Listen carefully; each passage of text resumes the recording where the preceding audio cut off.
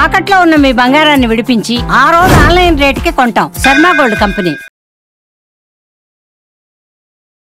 నమస్తే, మీరు చూస్తుంది సుమన్ టీవీ. నేను మీ కీర్తి. నాతో పాటు భారతీ శంకరపీఠ వ్యవస్థాపకులు బ్రహ్మశ్రీ డాక్టర్ తిరుపతి మూర్తి అవధాని గారు ఉన్నారు. నమస్తే గురుగారు. ఓం శ్రీ మహాగణాధిపతయే నమః. గురుగారు, ఈ మధ్య కాలంలో అఫ్ కోర్స్ ఎన్నో ఇయర్స్ నుంచి మహామృత్యుంజయ మంత్రం మనం వింటూ ఉంటున్నాం. కానీ ఈ మధ్యకాలంలో డాక్టర్స్ కూడా ప్రమోట్ చేస్తున్నారు గురుగారు. అంటే మనకి తెలిసిన డాక్టర్స్, ఫ్యామిలీ డాక్టర్స్ ఉంటారు కదా, ఐసీయూలో ఉండి లేకపోతే ఏదైనా ఇంపార్టెంట్ సర్జరీకి వెళ్ళే ముందు కంపల్సరీగా మృత్యుంజయ మంత్రం జపించండి, మీ ఇంట్లో ఎవరికైనా ఒకరికి చెప్పండి, లేదా ఈవెన్ మన ఆపరేషన్ థియేటర్లో కూడా లోపల కూర్చుని ఒక మూలన ఆ మంత్రం జపించండి అని చెప్తా ఉన్నారు. అంటే దాని యొక్క పవర్, అంటే కొన్నిసార్లు చదువుకున్న వాళ్ళు ఇవన్నీ త్రాష్, దేవుడు ఉన్నాడు, ఓకే, పవర్ ఉన్నాడు, మంత్రాలకి చింతకాయలు వెళ్తాయి, ఇలాంటి డైలాగులన్నీ వాడుతూ ఉంటారు కదా. అతీతంగా ప్రూవ్ చేసిన మంత్రం ఏదైనా ఉందంటే చాలా తక్కువ మంత్రాలు, అంటే గాయత్రి మంత్రం, ఇలా చాలా ఉన్నాయనుకోండి. బట్ నేను విన్న దాంట్లో అయితే మహామృత్యుంజయ మంత్రం మాత్రం మహా అద్భుతంగా పనిచేస్తుంది అని వింటున్నాం. అంటే ఓన్లీ లైక్ ఆ సిచ్యువేషన్లో ఉండి ఇంకే వేరే దారి ఏది లేదు, భగవంతుడే కరుణించాలి అనే సిచ్యువేషన్లో ఉన్నప్పుడే పనిచేస్తుందా?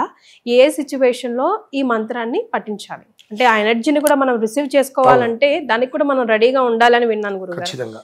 దాని గురించి డీప్గా ఎక్స్ప్లెయిన్ చేయరా నాకు?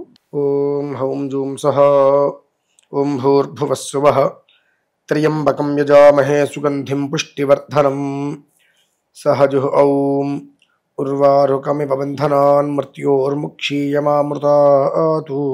ఇది మృత్యుంజయ మంత్రం. మీరు అడిగినట్టుగా నేను ఇంకొక ప్రశ్న కూడా అడిగి వెళ్ళిపోతాను ఇందులోకి. భగవద్గీత గురించి మీకు తెలుసు కదండి,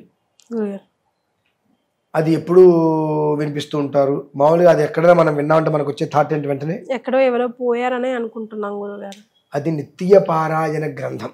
ఆత్మ ఉన్నది, మనోవికాసం కావాలి అనుకున్న ప్రతి ఒక్కరూ కూడా అనునిత్యము కూడా ఒకటి పారాయణ, రెండు శ్రవణం, ఒకటి చదవటమో రెండు వినటమో ప్రతినిత్యము చేయవలసిన గ్రంథం అది. దాన్ని ఎలా అయితే కనుక చనిపోయినప్పుడు పెట్టుతున్నారో అలానే మృత్యుంజయ మంత్రాన్ని కూడా హాస్పిటల్లో ఉన్నారు, పీక్ స్టేజ్లో ఉన్నారు, అప్పుడు మాత్రమే చెయ్యాలి, విడిగా అది చేయకూడనటువంటి స్థితికి వచ్చేసారమ్మా. అసలు మృత్యుంజయ మంత్రం మీనింగ్ ఏంటంటే విషయం తెలుసుకోవాలిగా. మృత్యుంజయ అంటే మృత్యుని జయిస్తాడు అనేటువంటిది ఉంది. మృత్యుని జయించడం అంటే ఏంటమ్మా అది తెలుసుకోవాలి ముందు. మంత్రం పారాయణ హాస్పిటల్లో ఉంటారు, వెంటిలేటర్ మీద ఉంటారు. ఒక్కోసారి అదే మృత్యుంజయ మంత్రాన్ని మనం జపం చేసినప్పుడు ఆ శక్తిని ఆ శరీరం కనుక తీసుకోలేకపోతే ప్రాణం పోతుంది. తీసుకోగలిగితే 8 సంవత్సరాల ఆయుష్ పెరుగుతుంది.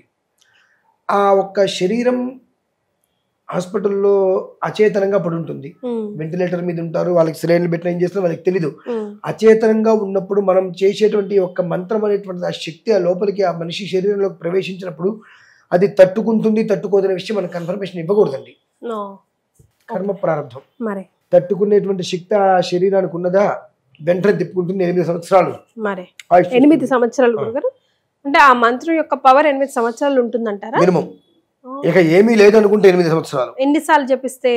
కనీసం 1,00,000 సార్లు చేయాలి. ఓకే. కానీ మనం ఏంటంటే హాస్పిటల్లో వెళ్ళంగానే అర్జెంట్ గా చేసేసేయండి అంటాం. అబద్ధం అట్లా.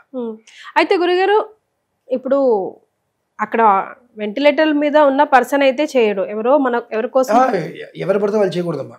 అట్లా ఎట్లా ట్రాన్స్ఫర్ అవుతుంది గురుగారు? ఇప్పుడు మనం చేసే పుణ్యం మనకే అనుకుంటాం కదా, మరి మనం చేసేది వాళ్ళకి ఎలా వెళ్తుంది కదా? మీ ఇంట్లో స్విచ్ చేశారు కదా, లైట్ ఎలా వెలిగింది? ఎట్లా వెలిగింది? కనెక్షన్. అలానే ఆ ఒక్క మన ఈ పంచభూతాత్మక శక్తి, ఓం నమ శివాయ అనేటువంటి పదానికి పంచభూతాత్మక శక్తి. ఓం అంటే ఆకాశం, పృథివ్యాపస్తేజో వాయురాకాశాత్, ఈ 5 కూడా పంచభూతాత్మక శక్తి. 5 కూడా ఓం నమ శివాయ పంచాక్షరంతో ఇమిడి ఉంటాయి. ఆ ఒక్క మంత్రాన్ని మృత్యుంజయ మహామంత్రంతో మనం చేస్తున్నప్పుడు మొత్తం కూడా శబ్ద తరంగాలు అనేటువంటిది ఆ మనిషికి చేరుతాయమ్మా. వాయు రూపంలో, ఏం రూపంలో? వాయు రూపంలో శబ్ద తరంగాలు చేరుతున్నాయి. ఎక్కడో సినిమా తీస్తే ఇక్కడ మీరు ఎలా చూస్తున్నారు అంటే అది వేరు కదా గురుగారు. ఏది వేరు ఏది మొక్కలు కాదమ్మా. ఇక్కడ మీరు ఫ్లగ్ పెట్టి ఇక్కడ నుంచి ఒక 10 కిలోమీటర్ల అవతలకు వైర్ తీసుకెళ్తే ఇక్కడ లైట్. అదేలేండి, ఇప్పుడు అమెరికాలో ఉన్న వాళ్ళతో వీడియో కాల్ మాట్లాడట్లేదా గానీ విత్ ఇన్ సెకండ్ ఆ మంత్రం అనేటువంటిది మనం చేసే విధానాన్ని అనుసరించి ఆ శక్తి ఉత్పన్నం అవుతుంటుందమ్మా. ఇప్పుడు దేవాలయానికి వెళ్తుంటే వైబ్రేషన్ ఎందుకు వస్తుంది? మరి మీరు అక్కడ కూర్చొని చేయట్లేదు కదా. గుళ్ళో అర్చకులు చేస్తూనే ఉంటారు ఎప్పుడు కూడా. మరి ఆ గుళ్ళోకి వెళ్ళగానే మనకు ఒక తెలియని ఒక వైబ్రేషన్ వస్తుంది శరీరానికి. ఎందుకు వస్తుంది? మనం ఏం చేయనప్పుడు ఆ మంత్రోచ్చారణ ఏమాడుతుంది. ఓం త్ర్యంబకం యజామహే సుగంధిం పుష్టివర్ధనం ఉర్వారుకమివ బంధనాన్ మృత్యోర్ముక్షి యమామృత ఆతు. ఆ శుద్ధంగా స్వర అక్షర పద వృత్తవర్ణాలని ఆ రకంగా ఎప్పుడైతే కనుక మనం కంఠంలోంచి తీసుకొని వస్తాం బయటికి, అది ఒక శబ్ద తరంగాలుగా ఒక శక్తిగా మారుతుంది. అది ఆ శక్తి మొత్తం కూడా సమీకృతమయ్యి ఒక వ్యక్తికి చేరుతుంది. ఆ చేరినప్పుడు ఆ మనిషి ఉండేటువంటి స్థితిని బట్టి ఆ మనిషి తట్టుకోగలితే తట్టుకోలేడా. చాలా మంది మాక్సిమం 80 to 90% ఫెయిల్ అవుతారు ఇక్కడ. ఎట్లా గురుగారు? ఎందువల్లంటే మనిషికి ఏదైనా ఇబ్బంది వచ్చినప్పుడు హాస్పిటల్లో పెట్టి వెంటిలేటర్లో ఉన్నప్పుడు మృత్యుంజయ జపం చేయించేస్తారు 10 మందిని కూర్చోబెట్టి. ఆ 10 మంది ఒక్కొక్కళ్ళు సుమారుగా ఒక 4,000 5,000 ఉదయం మధ్యాహ్నం కూర్చొని ఒక్కొక్క మనిషి ఒక 6,000 చేస్తారు 2 పూటలు కూర్చుంటే. అంటే ఒక 60,000 ఇవాళ రేపట్లో 1,00,000 జపం చేసేయాలని కూర్చోబెడతారు. అంత శక్తిని ఆ మనిషి ఎక్కడ తట్టుకుంటారండి? స్టైరాయిడ్ అంటారు చూసారండి, అటువంటిది మామూలుగా ఒకటి వేస్తేనే మనిషి ఒక్కోసారి తట్టుకోలేరు.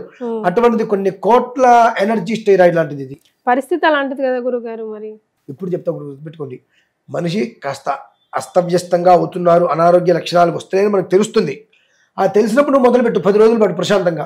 ఒక్క రోజు మెల్లిమెల్లిగా ఇంజెక్ట్ చేయాలి అంటున్నారు, మందు ఒక మెడిసిన్ మాదిరి ఒకేసారి చేస్తే మనిషి వెంటనే పోతాడండి, సమస్య లేదు అందులో. అంటే ఆ శక్తిని తట్టుకోలేడు. కాబట్టి ఒక 10 రోజుల ముందు నుంచి రోజుకు ఒక 10,000 ఆరామ్సే చేయించుకో. 10 రోజులు రక్ష చేయించుకో, ఆ తర్వాత హోమం చేయించుకో. అది మిమ్మల్ని నిలబెడుతుంది. అంతేగాని మనం ఇష్టం వచ్చినట్టుగా మనం చేసేస్తామనంటే ప్రాణాన్ని తీసేస్తుంది. అది ఆ శక్తిని మనం తట్టుకునే ఎనర్జీ మనకు ఉండదండి. ఇప్పుడు నేనున్నా, నా కోసం 10 మంది చేయండి, ఆ శక్తిని నేను తట్టుకోగలుగుతా నార్మల్గా ఉన్నా కాబట్టి. నేను బెడ్ మీద ఉన్నప్పుడు 10 మంది వచ్చి అర్జెంట్గా అప్పటికప్పుడు నేను చేసేస్తా ధారపోస్తా అంటే అది వెళ్దండి. 2 అసలు మృత్యుంజయ మంత్రం ఎందుకు చేయాలి తెలుసా? ఎందుకు చేయాలి? అనాయాసేన మరణం వినాదైన్యేన జీవనం, దానికోసం చేయాలి. అంటే ఇవన్నీ మనం చేస్తున్నాం, చెయ్యకూడదు అని కాదు, అసలు దేనికి చెయ్యాలి అంటే మనిషి పుట్టిన తర్వాత చనిపోయే వరకు కూడా కష్టాలతో కన్నీళ్లతోటి ముందుకెళ్లకుండా అనాయాసంగా జీవితాన్ని వదిలేయాలి, వినాదైన్యంగా జీవించాలి. అంటే రేపటి పరిస్థితి భగవంతుడిని ఏడవకుండా జీవితం సాగించడానికి ఈ మృత్యుంజయ మంత్రం పనిచేస్తుందండి. అనునిత్యం ఈ మృత్యుంజయ మంత్రం పారాయణ చేసుకోవటము వినటము చేయడం వల్ల ఏమవుతుందంటే రేపటి పరిస్థితి ఏంటి భగవంతుడు అనేటువంటి విషయం మీద ఉండదు. ప్రశాంతంగా ఈ రోజు ప్రశాంతంగా కడుపుండా తిన్నామా లేదా అనేటువంటి దాని మీద మాత్రం రేపటి గురించి ఆలోచిస్తే ఇవాళ బ్రతుకు దుర్భరం అయిపోతుంది. అలాంటి జీవితం ఇస్తాడు. 2 అనాయాసేన మరణం, మంచం మీద పడి లేదంటే యాక్సిడెంట్లు అయ్యి వాళ్ళ చేత వీళ్ళ చేత పని చేయించుకుంటూ వాళ్ళు తిట్టుకుంటూ ఉంటారు, ఇంకా పోలేదంటే వీళ్ళు ఎంతకాలం పడుతున్నారు, వీటికి ఎంతకాలం సేవ చేయాలని చెప్పి. అటువంటి తిట్లు ఏమీ లేకుండా మనకు దోసపండు ఐడియా ఉందండి మీకు? దోసకాయ మనం కోస్తూ ఉంటాం చెట్టు నుంచి. ఇప్పుడు దోసకాయ కోసిన కాయ పనికిరాదు. అదేంటి గురుగారు? దోసకాయకున్న లక్షణం ఏంటంటే అది పక్వానికి వచ్చిన తర్వాత ఆ తొడిమి నుంచి పండు ఊడి పక్కకు వచ్చేస్తుంది. మనం కొయ్యక్కర్లేదమ్మా. అవును, మీరు ఇంతకు ముందు కూడా చెప్పారు ఈ మాట. మనం కొయ్యక్కర్లేదు. మనం కోస్తే మనం బయట వెళ్ళినప్పుడు మీరు మామూలుగా చూడండి, ఆ దోసకాయకి తొడిమింటే మనం కొనకూడదు, అది పనికిరాదు, అప్పుడే కోసుకొచ్చేస్తారు. దోస పండిన తర్వాత పక్వానికి వచ్చిన తర్వాత ఆ తొడిమె ఆ కాయను వదిలేస్తుంది, పక్కకు వచ్చేస్తుంది, అది చెట్టుతో సంబంధం లేకుండా. అలానే శరీరంలో నుంచి జీవుడు అంటే ఆత్మ అనేటువంటిది ప్రశాంతంగా కడుపు నిండా భోజనం చేసాం, కంటి నిండా నిద్రపోతున్నప్పుడు వెళ్ళిపోవాలి ఆత్మ బయటికి. అంతేగాని వాళ్ళ చేత పని చేయించుకొని వీళ్ళ చేత పని చేయించుకొని నానా తిట్లు తిని దీర్ఘ రోగాలు అంటుంటారు కొంతమంది. జీవితకాలం లేవలేరు, కూర్చోలేరు, మంచం మీద పడుకొని నానా దుర్భరమైన ఇబ్బందులు పడుతుంటారు తిట్లు తింటూ. అటువంటి జీవితం అనేటువంటిది రాకుండా ఏ ఆయాసము నిస్పృహ లేకుండా పోవటాలు ఏమీ లేకుండా పూర్తిగా స్పృహలో ఉండి అలా కూర్చుంటే ప్రాణం విడిచేయాలి. దానికోసం మృత్యుంజయ మంత్రం అమ్మ. అంటే అకాల మరణము అనేటువంటిది ఏ రకంగానూ సంప్రాప్తం కావద్దు. అలానే ఆయాస మరణం, టెన్షన్ పడుతూ ఇబ్బందులు పడుతూ కాళ్ళు చేతులు విరిగి అడ్డం పడి ఇటువంటి మరణాలు రానియకుండా మనిషికి ఎంతైతే ఆయుష్ ఉన్నదో గండాలన్నింటిని గట్టెక్కించి ఏ క్షణానికి ఆయుష్ చివరి రోజు వస్తుందో ఆ తొడుగు నుంచి పండుని విడదీసినట్టుగా జీవుడు వెళ్ళిపోతారు బయటికి. దానికోసం మృత్యుంజయ మంత్రం అనునిత్యం చేసుకోవాలమ్మా. కానీ మనము ఆపద వచ్చినప్పుడు మనం చేస్తాం. ఆపద వచ్చినప్పుడు ఓకే ఈశ్వర చేంజ్ జరిగితే జరుగుతుంది, ఓ 10 రోజులు చేయించు, 2 రోజులు ముందు మొదలుపెట్టి. కానీ 2 రోజుల్లో నాకు అయిపోవాలి అని ఎప్పుడైతే నువ్వు కూర్చోబెట్టావు బలవంతంగా, ఆ శక్తి అనేటువంటిది ఆ జీవి తట్టుకోలేడు కదండి. మనం తట్టుకోగలుగుతాం, హాస్పిటల్ వెంటిలేటర్లో ఉన్న జీవి తట్టుకోలేడు కదా. కోటి దాన్ని అంటే సంఖ్యలో స్టెరాయిడ్ అంటే ఎట్లా ఉంటుంది, 500 స్టెరాయిడ్ ఇస్తేనే కొంతమంది తట్టుకోలేరు. అటువంటిది 1 కోటి పైన ఆ శక్తి ఉన్నటువంటి స్టెరాయిడ్ లాంటిది మంత్రం. అదేలేండి గురుగారు. తప్పని గుండె అయిపోవచ్చు, లేదా ఈశ్వరేచ్ఛ బాగుంటే మనిషి లేవచ్చు. కానీ ఈ రకంగా చేస్తే మనిషి లేవడం అనేటువంటిది 98% కష్టం. 1 వారం ముందు నుంచో మొదలుపెట్టి చేస్తుంటే ఈశ్వర అనుగ్రహం కలగవచ్చు. కానీ మృత్యుంజయ మంత్రాన్ని మనం వాడే విధానమే మన జీవన విధానానికి అనుసంధానంగా ఉంటుంది ఎప్పుడు కూడా. అది మనం తెలుసుకోవాలి. ఉపాసన కొనిదెల గారు కూడా ఒకానొక సందర్భంలో తనకు కూడా చెప్పడం నేను విన్నాను గురుగారు ఒక ఇంటర్వ్యూలో. అంటే మనం డాక్టర్స్గా ఎంత ప్రయత్నించినా కూడా ఆ మందు సరిగ్గా పనిచేయాలి, పనిచేసి దానికి ఇంకా కొంచెం లైఫ్ స్పాన్ పొడిగించాలంటే ఈ మంత్రాలు చాలా ఉపయోగపడతాయి అని చెప్పేసి తనలాంటి వాళ్ళు అట్లా ప్రమోట్ చేయడం కూడా మన సనాతన ధర్మాన్ని ముందుకు తీసుకెళ్తున్నట్టు. ఎందుకంటే ఈ మృత్యుంజయ మంత్రంతో పాటుగా వైద్యం చేయించుకునే వాళ్ళు ఇంకొక విధానం అనుసరించాలి. అధ్యవోచదధివక్త ప్రథమో దైవ్యోభిషకు అహీగుశ్చ సర్వాన్ జంభయన్ సర్వాశ్చయాతు ధాన్యః. ఈ మంత్రాన్ని మృత్యుంజయ మంత్రంతో సంపుటి చేయాలమ్మా. భిషక్ అంటే వైద్యుడు. ప్రథమో దైవ్యోభిషకు, మొట్టమొదటి వైద్యుడు ఎవరు? భగవంతుడే. ప్రతి హాస్పిటల్లో దేవుడు ఉంటాడు. హాస్పిటల్ ముందు ఒక చిన్న మందిరం ఉంటూ ఉంటుంది. అంటే ఏంటంటే ఆయన కోపం వస్తే ఈయన దగ్గరికి, ఈయన కోపం వస్తే పంపిస్తారు. సరే, చాలా అబద్ధమైన మాట అండి. మన పెద్దవాళ్ళు మాట్లాడుతుంటారు సరదాగా, దేవుడి కోపం వస్తే డాక్టర్ దగ్గరికి పంపిస్తారు, డాక్టర్ కోపం వస్తే దేవుడి దగ్గరికి పంపిస్తారు అని చెప్పి. దేవుడి దగ్గరికి పంపించడం ఏంటంటే మా ప్రయత్నం మేము చేస్తున్నాము, ఆయనకాల వాకిట్లో భగవంతుడు ఉన్నాడు, మీరు ప్రేయర్ చేయండి అని. అంతేగాని ఈ మనిషిని అక్కడికి పంపించడం కాదండి. చిన్న చిన్న ఆలోచనలు మనం చేసుకోవాలి. ఈ మంత్రాన్ని కనుక సంపుటి చేసినట్లయితే ఆ మనం వాడేటువంటి మందు పదార్థం ఏదైతే ఉంటుందో అది ఒంట్లోకి బాగా పనిచేస్తుందమ్మా. మీరు ఇంటర్వ్యూ చేస్తా అంటే నేను ఒక నెంబర్ ఇస్తాను మీకు. అంటే ఈ మంత్రం ఎంతవరకు పనిచేస్తుందో వాళ్ళ స్వానుభవం. వాళ్ళకి ఒక 7 ఏళ్ళు అవుతుంది పాప, 740 గ్రాములతో పుట్టిందండి. అదేదో మెడికవర్ ఏదో హాస్పిటల్లో వదిలేసేయమన్నారు. పాప ఇంతే ఉంది పాప, ఈ బాటిల్ అంత ఉంది. భర్తదాం కష్టం వదిలేయమన్నారు. మగపిల్ల వాడితే వదిలేసే వాళ్ళము, ఆడపిల్ల పుట్టింది, ఎంతో అదృష్టం ఉంటే కానీ ఆడపిల్ల పుట్టదు, మన ప్రయత్నం మనం చేద్దాం, ఉంచుదాం అనుకున్నాం. మొదలు పెడితే 4 నెలలతో బాక్సులు పెట్టారమ్మా. ఒకటే అన్నా, ఒక చివరి ప్రయత్నం చేద్దామని చెప్పి అధ్యవోచదధివక్త ప్రథమో దైవ్యోభిషకు అహీగుశ్చ సర్వాన్ జంభయన్ సర్వాశ్చయాతు ధాన్యః. ఈ మంత్రంతో సంపుటి చేసి చేయించారమ్మా. వాళ్ళు దాని మాటలు మనం తట్టుకోలేము. అమ్మ డాక్టర్ దగ్గరగా ఆమెకి 10 ఏళ్ళు వచ్చేంత వరకు స్పష్టంగా చూపు కనిపిస్తుందని, మాట వస్తుందని, నడుస్తుందని మేము హామీ ఇవ్వలేమన్నారు. దానికి ఇప్పుడు 6 7 అసలు తట్టుకోలేము.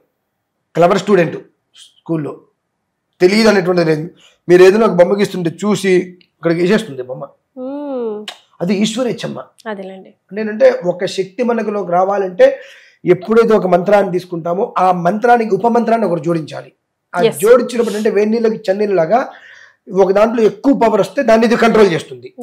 ఆ కంట్రోల్ చేసి మనిషికి ఎంత స్థాయిలో మనిషి శరీరంలోకి ఆ మంత్రాన్ని ప్రవేశపెడితే మనిషి నిలబడగలుగుతాడు అనేటువంటి విధానంలో అది పంపిస్తుందమ్మా. మనం బ్లైండ్ గా ఏది చేస్తూ వెళ్ళిపోకూడదు. మహామృత్యుంజయ మంత్రం మనం రోజు నీళ్ళు తాగినట్టు కొన్నిసార్లు అనుకుంటా వెళ్తాం, కానీ అది ఎప్పుడు, ఎందుకు, ఎప్పుడు, ఎలాంటి పరిస్థితిలో చేయాలి అన్నది కూడా తెలుసుకుంటే చాలా బాగుంటుంది. గురుగారు అందించిన ఇన్ఫర్మేషన్ నిజంగా మనలో చాలా మందికి ఉపయోగపడుతుంది. ధన్యవాదాలు గురుగారు.